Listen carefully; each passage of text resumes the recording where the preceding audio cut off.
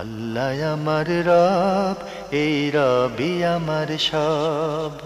দামে দামে তন মনে তারি অনুভব। তোমার দুনিয়াতে আমি যেদিকে তাকাই, অথই নিয়ামতে ডুবে আছি সবাই। পাক পাখালির গানে শুনি তসবি কলো রব, তসবি কলো রব। আল্লাহ আমার রব, এই রবি আমার সব। আসসালামু আলাইকুম প্রিয় দর্শক, আপনারা যারা দেশে আছেন প্রবাসে, সবাইকে জানাই অনেক অনেক প্রীতি ও শুভেচ্ছা। শুরু হলো আনটিভি আয়োজিত এবং লাভেলু নিবেদিত অনুষ্ঠান আপনার জিজ্ঞাসা। আপনাদের সাথে আছি আমি জয়নুল আবেদিন আজাদ। আর আমাদের মনে জাগা প্রশ্নের জিজ্ঞাসার জবাব দিচ্ছেন বিশিষ্ট আলেম ডক্টর মোহাম্মদ মতিউল ইসলাম। আসসালামু আলাইকুম ওয়া রাহমাতুল্লাহি ওয়া বারাকাতুহু। প্রিয় দর্শক, মুসলিম জীবনে শবে মেরাজ একটি গুরুত্বপূর্ণ রাত্রি। শবে মেরাজকে কেন্দ্র করে অনেক ঘটনা ঘটেছে।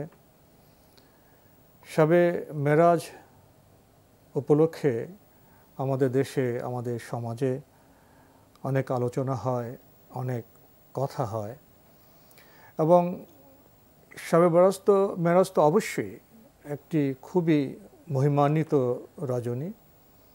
নবী সাল্লাল্লাহু আলাইহি ওয়াসাল্লামের জীবনে এই অনন্য ঘটনা ঘটেছে, অনেক শিক্ষণীয় বিষয় আছে। তো আমাদের সব আচরণ, সব বক্তব্য কি সঠিক? এই বিষয়গুলো আজকে আমরা জানার চেষ্টা করব বিজ্ঞ আলোচকের কাছ থেকে। শুরুতেই আপনার কাছ থেকে জানতে চাইব শবে মেরাজ সম্পর্কে।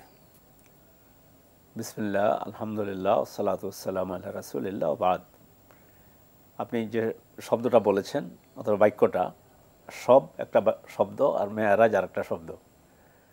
লাইলাতুল মেয়ারাজ বললে বলা যায়, আরবি হয়ে যায় তখন লাইলাতুল মেয়ারাজ বললে। এখানে তো মিশ্রণ হয়েছে। হ্যাঁ, আমাদের দেশে প্রচলন হলো শবে মেরাজ। শবে মেরাজ সহজ, হ্যাঁ সহজ বুঝি, আমি এমনি বললাম আর কি, বলে রাখলাম, তাতে আমাদের দর্শকরা বুঝতে পারবেন। সব হলো ফার্সিতে, ফার্সি সব অর্থ হচ্ছে লাইলাতুল মেয়ারাজ বা শবে মেয়ারাজ, যেটাই বলি। মানে মূল জিনিসটা রাত। হ্যাঁ ঠিক, জি, মূল জিনিস হলো রাত। এই শবে মেয়ারাজ অথবা লাইলাতুল মেয়ারাজ এটা হয়েছিল রজব মাসে। আমরা এখন রজব মাসে আছি।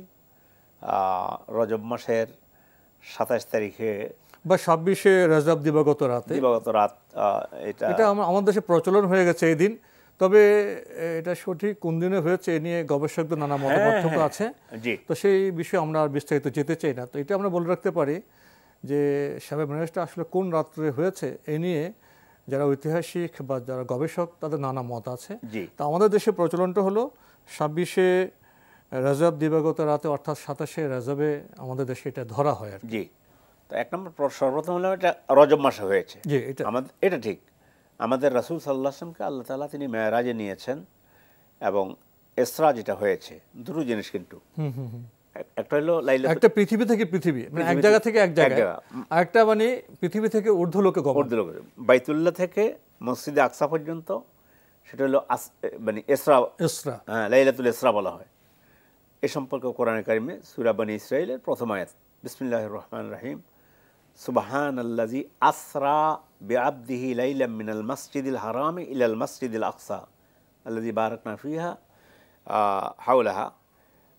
পুত পবিত্রময় সে সত্তা, যিনি তার আবদকে তিনি রাত্রিতে ভ্রমণ করাইছেন মসজিদে বাইতুল্লাহ থেকে মসজিদে আকসা পর্যন্ত। এটুকুন ভ্রমণ হলো ইসরা। এটা ইসরা। আর আপনার বাইতুল আকসা থেকে ঊর্ধ্বলোকে যে গমন, মসজিদুল আকসা, সেটা মেরাজ। মসজিদুল আকসা থেকে ঊর্ধ্বলোকে যেটা গিয়েছে সেটাকে মেরাজ বলা হয়। এটা ঊর্ধ্বগমন, যেটা ঊর্ধ্বগমন। তো রাসূল সাল্লাল্লাহু আলাইহি ওয়াসাল্লামকে আল্লাহ তাআলা তিনি মেরাজে নিয়েছেন, তার সান্নিধ্যে নিয়েছেন। এবং এটা নিয়েছেন তখন যখন রাসূল সাল্লাল্লাহু আলাইহি ওয়াসাল্লাম চারদিক থেকে ইসলামের দাওয়াত দিচ্ছেন। দাওয়াত তো মক্কার মুশরিকরা কবুল করলই না, বিভিন্নভাবে নির্যাতন, এর সাথে আরও যোগ হলো আব্বাকে, ওনার মাকে হারানো, এর সাথে যোগ হলো দাদাকে হারানো, এক কঠিন মুহূর্তে রব্বুল আলামিন তিনি চাইলেন যে ওনার নবীকে তিনি সম্মান দিবেন এবং তিনি তার সান্নিধ্যে তাকে ডেকে নিলেন এবং লাইলাতুল মেরাজ বা লাইলাতুল ইসরা দুটোই মেরাজের আগে কি বিবি খাদিজা ইন্তেকাল করেছিলেন? মেরাজের আগে ইন্তেকাল করেছেন, জি। এটা তো ওনার জীবনের জন্য একটা বড় শোকের বিষয়। সব দিক থেকে উনি যখন চাপে ছিলেন, দাদা মারা গিয়েছেন, সামাজিকভাবে স্বজন বিয়োগ, এমন একটা অবস্থায় তো যারা কাফের মুশরিক ছিলেন তারা নানা কথা বলছিলেন। হ্যাঁ, ওই দাদাও মারা গিয়েছেন, উনি নিজের স্ত্রী খাদিজা রাদিয়াল্লাহু তাআলা আনহা তিনি মারা গেলেন, চাচা মারা গেলেন, ইত্যাদি সব দুঃখগুলোর ভেতরে আবার অন্যদিকে মক্কার মুশরিকদের তার চরিত্রের উপরে আঘাত হানা, এরপরে তার আদর্শের উপরে আঘাত ইত্যাদি সব কিছু মিলে রব্বুল আলামিন তিনি চাইলেন তার বান্দাকে তিনি তার কাছাকাছি নিয়ে যাওয়া এবং সেখানে নিয়ে তাকে সান্ত্বনার জন্য নিয়েছেন। সেই ঘটনা তো অনেক বিরাট লম্বা ঘটনা। আমরা একজন মুমিন হিসাবে লাইলাতুল মেরাজ অথবা লাইলাতুল ইসরা, আল্লাহ রাসূলের ইসরা হয়েছে, রাত্রির ভ্রমণ হয়েছে বাইতুল্লাহ থেকে মসজিদে আকসা পর্যন্ত। এটা কোরআনে এসেছে, কোরআন এবং হাদিস দুটো দ্বারাই ইসরা প্রমাণিত। আর মেরাজ হলো সহিহ হাদিসের মধ্যে এসেছে, তিনি ঊর্ধ্বলোকে গিয়েছেন, সেখানে গিয়েছেন, সেখান থেকে এসেছেন, খবর সংবাদ দিয়েছেন, আবু বকর রাদিয়াল্লাহু তাআলা আনহু শুনেছেন, বিশ্বাস করে নিলেন যে আমার রাসূল, আমার নবী মুহাম্মদ সাল্লাল্লাহু আলাইহি ওয়াসাল্লাম যা বলছেন তাই সত্য। এরপর তো কাফের মুশরিক আরো উপাধি পেলেন সিদ্দিক, বিশ্বাসী। হ্যাঁ, অতি বিশ্বাসী। সিদ্দিক শব্দের অর্থ অতি বিশ্বাসী। এবং কাফের মুশরিকরা আরো বিদ্রোহ শুরু করে দিল। কিন্তু আবু বকর রাদিয়াল্লাহু তাআলা আনহু বলছেন, রাসূল বলেছেন তো? হ্যাঁ, রাসূল বলেছেন। তাহলে তিনি অবশ্যই মেরাজে গিয়েছেন, ঊর্ধ্বলোকে গিয়েছেন, বিশ্বাস করলেন। এই জন্য আমরা আমাদের রাসূলের কথা যেটা কোরআন সুন্নাহতে বলা হয়েছে, প্রত্যেকটা মুমিনের দায়িত্ব এই বিশ্বাস পোষণ করা যে রাসূলুল্লাহ সাল্লাল্লাহু আলাইহি ওয়াসাল্লাম সশরীরে তিনি মেরাজে গিয়েছেন। এটা আমাদের ঈমানের সাথে সম্পৃক্ত একটি বিষয়। আমরা যদি এটাকে অস্বীকার করি তাহলে ঈমানই থাকবে না। প্রত্যেক মুমিনের দায়িত্ব হলো মুমিন বিশ্বাস করবে যে রাসূলুল্লাহ সাল্লাল্লাহু আলাইহি ওয়াসাল্লাম তিনি মেরাজে গিয়েছেন এবং ইসরা হয়েছে। প্রথম বাইতুল্লাহ থেকে মসজিদে আকসা পর্যন্ত গিয়েছেন, এটা ইসরা। এখান থেকে তিনি ঊর্ধ্বলোকে গিয়েছেন। আবু বকর রাদিয়াল্লাহু তাআলা আনহু যেভাবে বিশ্বাস করেছেন আমরা সেভাবে বিশ্বাস করি আমাদের নবী গিয়েছেন। আজকের বিজ্ঞান মানুষ যদি মঙ্গল গ্রহে পা রাখতে পারে, তাহলে রব্বুল আলামিন যিনি বিশ্বজগৎ সৃষ্টি করেছেন তিনি কেন তার নবীকে তিনি তার সান্নিধ্যে নেয়া, এটা মানুষ কিভাবে যদি চাঁদে পা রাখতে পারে, মঙ্গল গ্রহে যদি মানুষ এখন পা রাখতে পারে, তাহলে এখন আরো বিজ্ঞান আমাদেরকে বুঝিয়ে দিচ্ছে যে আমাদের রাসূল মেরাজে গিয়েছেন। এটা অতীব সত্য। বিজ্ঞানের বর্তমান সময়ে যারা অবিশ্বাসী ছিলেন মেরাজের ব্যাপারে, তাদের বিষয়ে আমরা বেশি কথা বলতে চাই না। তবে একটি কথা এখানে অবশ্যই বলবো যে আমাদের সীমিত জ্ঞানে যদি আমরা কিছু উপলব্ধি করতে না পারি, তার অর্থ এই নয় যে সে বিষয়টি নেই। একজন সম্মানিত কৃষিজীবী যিনি ফসল ফলাচ্ছেন, তিনি তো সৌরমণ্ডল সম্পর্কে নাও জানতে পারেন। তিনি যদি মহাকাশ যান, সে বিজ্ঞান প্রযুক্তি সম্পর্কে নাও জানতে পারেন। তার অর্থ তো এই নয় যে মহাকাশ যান নেই, বিজ্ঞান প্রযুক্তি নেই, মানুষ মঙ্গল গ্রহে যাচ্ছে না, চাঁদে যাচ্ছে না। অর্থাৎ আমাদের জ্ঞান সীমিত হওয়ার কারণে এই বিষয়টা প্রতিষ্ঠিত হয়ে যায় না, আমাদের জ্ঞানের বাইরে কিছু হতে পারে না। অবশ্যই এটা আমাদের জ্ঞানের সীমাবদ্ধতা থাকতে পারে।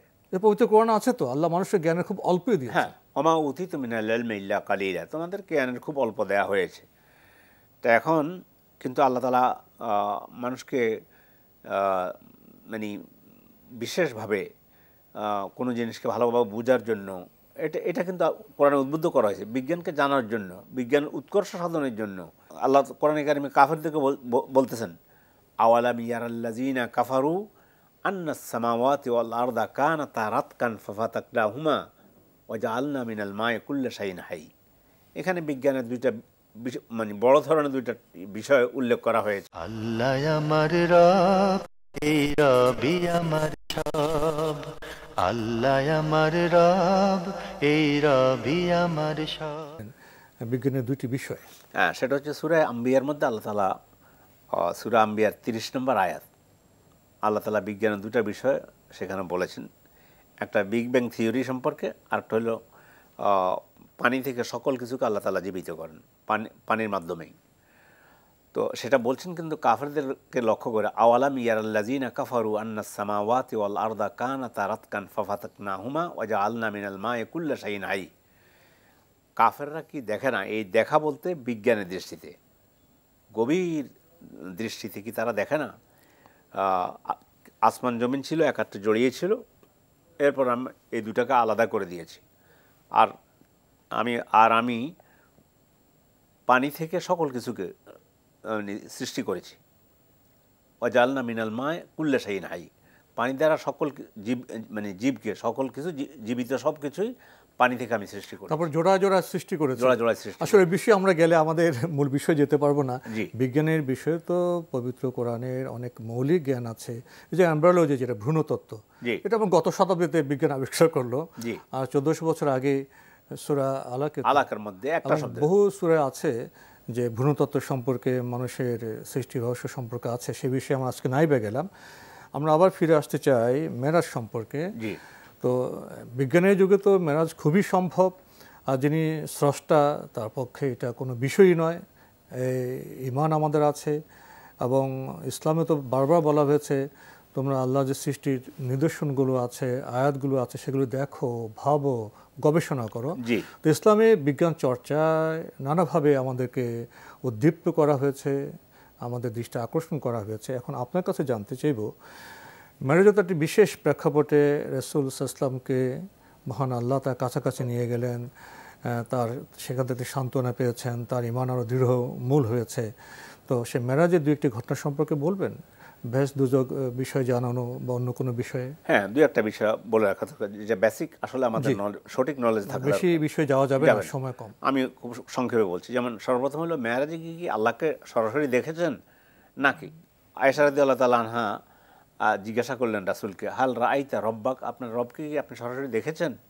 বলে যে নূরুন আন্নি আরাহু, আমি একটা আলো দেখেছি, জ্যোতি দেখেছি। নূর দেখেছি? হ্যাঁ, নূর দেখেছি, কিন্তু আল্লাহ নূরের পর্দার পর পর্দা, পর্দা, হ্যাঁ, সেটা দেখেছে। তো এই জন্য আমাদের আকীদা বিশ্বাস হলো রাসূল সাল্লাল্লাহু আলাইহি ওয়াসাল্লাম তিনি সরাসরি আল্লাহ রাব্বুল আলামিনকে দেখেননি, কিন্তু আল্লাহর একটা নূর এবং জ্যোতি তিনি দেখেছেন। অথবা অনেকে বলে এটা নূরের পর্দা দেখেছেন, এটা বলে ব্যাখ্যা আসে।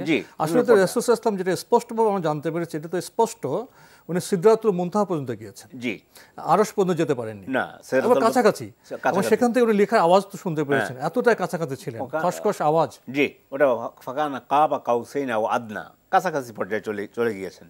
এই জন্য সহিহ সুন্নাহর মধ্যে যেটা এসেছে, রাসূল সাল্লাল্লাহু আলাইহি ওয়াসাল্লাম তার রবকে তিনি সরাসরি দেখেননি, রবের ওই নূরের পর্দা অথবা নূর দেখেছেন, এটা বলেছেন। এই একটা বিষয়। তাকে জান্নাত দেখানো হয়েছে, জাহান্নাম দেখানো হয়েছে। জান্নাতে গিয়ে তিনি দেখলেন যে বিলাল রাদিয়াল্লাহু তাআলা আনহুর পায়ের আওয়াজ শুনলেন তার সামনে সামনে। তিনি জিজ্ঞাসা করলেন, মেরাজ থেকে ফিরে এসে বিলাল রাদিয়াল্লাহু তাআলা আনহুকে জিজ্ঞাসা করলেন যে তুমি আমি জান্নাতে তোমার পায়ের কি আমল করেছো? তো উনি বললেন যে আমার তো এভাবে কোনো আমল নেই, তো স্বাভাবিক, তবে হ্যাঁ একটা আমল আমি করি সবসময়, অজু করলে 2 রাকাত নামাজ আমি সবসময় পড়ি, তাহিয়াতুল ওযু যেটাকে বলা হয়, অথবা অজু যদি আমরা আমাদের ইয়ের মতো বলি, তাহিয়াতুল ওযু, আমি অর্থাৎ অজু করে 2 রাকাত নামাজ আদায় করি, নিয়মিত করি। এই জন্য তখন রাসূল বললেন, ও এটাই তো তোমাকে জান্নাতে পৌঁছানো দেবে। তাতে বোঝা গেল বিলাল রাদিয়াল্লাহু তাআলা আনহু তিনি জান্নাতে গিয়েছেন, জান্নাতে যাবেন ইনশাআল্লাহ। এবং রাসূল তার অন্যতম কারণ নিয়মিত কিছু আমল, ইবাদত আদায় করা, পারলে আমরা নিজেরা এই আমলটা করতে পারি। আর সবচেয়ে বড় যেটা, সেটা হচ্ছে বড় শিক্ষণীয় বিষয় যেটা, সেটা আমাদের রাসূল সেখানে যাওয়ার পর আল্লাহ তাআলা তাকে উপহার দিলেন 50 ওয়াক্ত সালাত। সেটা আস্তে আস্তে যাই হোক সর্বশেষ 5 ওয়াক্তে আসলো। সহিহ হাদিসের মধ্যে এসেছে পড়বা 5 ওয়াক্ত, সওয়াব পাবে 50 ওয়াক্তের। এটা কিয়ামত পর্যন্ত আমাদের জন্য আল্লাহ রাসূলের পক্ষ থেকে, আল্লাহ রাসূলের উপরে যে উপঢৌকন আল্লাহ রাব্বুল আলামিন রাসূলকে দিলেন, সেটা হচ্ছে 5 ওয়াক্ত সালাত আদায় করা। প্রত্যেক মুমিনের দায়িত্ব হচ্ছে এই 5 ওয়াক্ত সালাত মৃত্যু পর্যন্ত সিদ্ধান্ত গ্রহণ করা দরকার যে 1 ওয়াক্ত নামাজ যেন কাজাও না হয়। সালাত তো এমন একটি গুরুত্বপূর্ণ ইবাদত যে মুসলিম এবং কাফিরের মধ্যে পার্থক্য নির্ণয় করে। আল্লাহুল্লাযী বাইনানা ওয়া বাইনাহুম আস-সালাহ ফামান তারাকাহা ফাকাদ কাফারা। আমাদের মাঝে আর ওদের মাঝে, কাফেরদের মাঝে পার্থক্য সৃষ্টিকারী বিষয় হচ্ছে সালাত। যে ব্যক্তি সালাত ছেড়ে দিল সে কাফের হয়ে গেল। তো এই জন্য আমরা লাইলাতুল মেরাজে আমাদের রাসূলকে আল্লাহ যে সবচেয়ে বড় উপঢৌকন দিয়েছেন, এবং আমাদের নবী দুনিয়া থেকে যাওয়ার সময় যে কয়েকটা কথা বলেছেন তন্মধ্যে ওই সলাতের কথা, আবার যেই সলাত তাকে দেওয়া হয়েছে মেরাজে যাওয়ার পরে রজব মাসে, সেই সলাতে তিনি সলাত সম্পর্কে বলতেছেন আয়েশা রাদিয়াল্লাহু তাআলা আনহার কোলের মধ্যে তার মাথা ছিল। মৃত্যুর আগে যে কয়েকটা কথা বলেছেন তার মধ্যে একটা ছিল আসসালা ওমা মালাকাত আইমানুকুম, নামাজ নামাজ আর তোমাদের দক্ষিণহস্ত যাদের মালিক, তা চাকর চাকরানির কথা বলা হয়েছে। তো এই জন্য আমাদের সবচেয়ে বেশি গুরুত্ব দেওয়া দরকার নামাজের। আমরা 5 ওয়াক্ত মুমিন, আমরা আমাদের রাসূলের মেরাজে বিশ্বাস করি, সেখানে তাকে সবচেয়ে বড় উপহার দিয়েছে, মেরাজের শ্রেষ্ঠ উপহার সালাত। তাহলে মেরাজের কথা বলতে গেলে আমাদের সালাতের কথা বলতে হবে অবশ্যই। মেরাজকে উপলব্ধি করতে হলে আল্লাহর সাথে আমাদের সান্নিধ্য বা উপলব্ধি সেটা নামাজের মাধ্যমে সম্ভব। এমনকি জীবনযাপনের বিচিত্র সম্পর্ক সূত্রে, কঠিনে কোমলে আমরা যখন বিপর্যস্ত হব, তখন তো আমাদেরকে বলা হয়েছে তোমরা সালাত এবং ধৈর্যের মাধ্যমে আল্লাহর সাহায্য চাও। ওয়াস্তাঈনু বিস-সাবরি ওয়াস-সালাহ, তোমরা ধৈর্য ধারণ, মানে আল্লাহর কাছে সাহায্য চাও ধৈর্য এবং সালাতের মাধ্যমে। তার মানে সাহায্য চাইতে হবে সালাতের মাধ্যমে।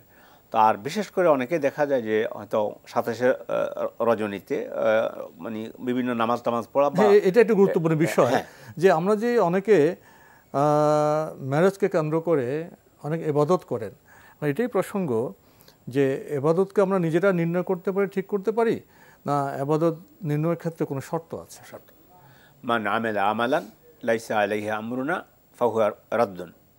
রাসূল করেন, তিনি মেরাজে গিয়েছেন, তিনি নিজেও সেখান থেকে এসে এইটা নয় যে আমি 2 রাকাত নামাজ পড়ে উম্মতকে দেখাইছেন যে মেরাজের জন্য 2 রাকাত নামাজ পড়তে হবে, অথবা সাহাবায়ে কেরাম যে আবু বকর রাদিয়াল্লাহু তাআলা একবার কোনো কথা সিদ্দিক হলেন তিনিও কোনো আমল করেননি। এই জন্য অতিরিক্ত যদি কোনো আমল করা হয় তো আল্লাহ রাসূল বলছেন মান আহদাসা ফি আমরিনা হাযা মা লাইসা মিনহু ফাহুয়া রাদ্দুন।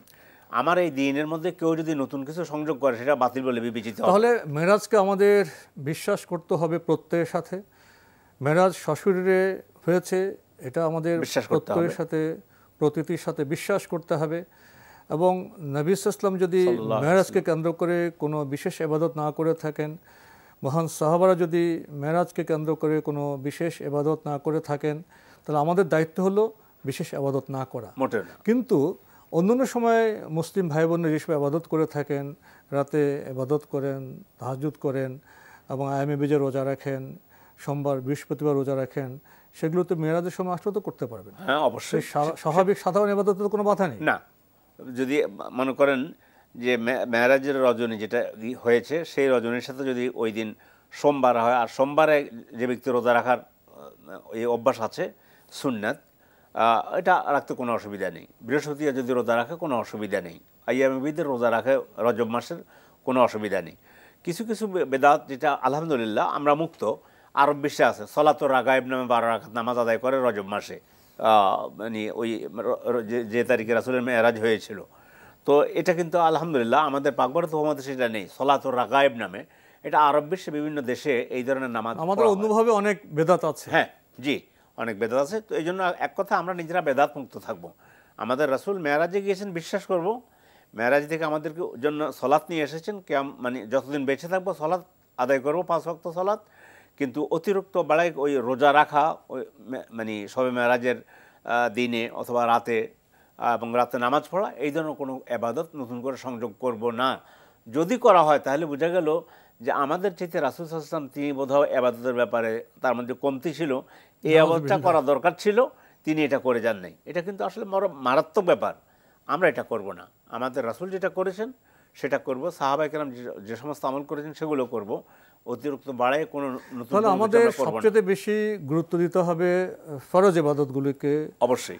এবং রাসূল সাল্লাল্লাহু আলাইহি ওয়াসাল্লাম যে সমস্ত সুন্নাহ পালন করেছেন, যেটা আপনার দলিল ভিত্তিক সুন্নাহসম্মত ইবাদতগুলো আমরা করব।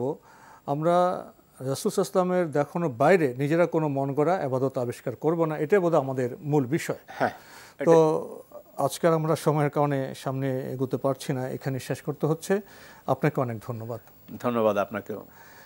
প্রিয় দর্শক, আমরা এতক্ষণ দেখছিলাম এনটিভি আয়োজিত এবং লাফিলো নিবেদিত অনুষ্ঠান আপনার জিজ্ঞাসা। আমাদের অনুষ্ঠান আপনারা এনটিভি অনলাইনেও দেখতে পারবেন, ভিজিট করুন www.ntvbd.com। এছাড়া ইউটিউবে এবং আমাদের ভেরিফাইড ফেসবুক পেজে অনুষ্ঠান দেখতে পারবেন। প্রিয় দর্শক, আজকে শবে মেরাজ নিয়ে আমরা কিছু কথা বলেছি। আসলে শবে মেরাজ একটি উপলব্ধির বিষয়। রাসূল সাল্লাল্লাহু আলাইহি ওয়াসাল্লামের জীবনে যখন একটি সংকটজনক পরিস্থিতি এসছে, কাফেররা যখন নানা রকম কুৎসা রটনা করছিল, নানা বিভ্রান্তি ছড়াচ্ছিল, ঠিক সেই সময়ে আমাদের প্রিয় নবী হযরত মুহাম্মদ মুস্তাফা সাল্লাল্লাহু আলাইহি ওয়াসাল্লামকে তার স্রষ্টা, মহান স্রষ্টা তার কাছাকাছি নিয়ে গেছেন, তাকে সান্ত্বনা দিয়েছেন। মেরাজের মাধ্যমে তার যে ঈমান, যে প্রত্যয়, সেটা আরও বলিষ্ঠ হয়েছে। এবং মেরাজের শ্রেষ্ঠ উপহার হলো সালাত, সালাত এবং সালাত। আমাদের সালাতকে, নামাজকে গুরুত্ব দিতে হবে। মেরাজের চিন্তার বিষয় আছে, উপলব্ধির বিষয় আছে, আমরা সেখানে যাই। এবং আমাদের দৃশ্যমান জগতের বাইরেও যে অলৌকিক বিষয় আছে, বিজ্ঞান তো আজকে আমাদের অনেক সংবাদ দিচ্ছে, আমরা কিছুটা বিজ্ঞান মনস্ক হই, তাহলে আমাদের ধর্মের অনেক বিষয়কে বোঝা আমাদের জন্য সহজ হবে।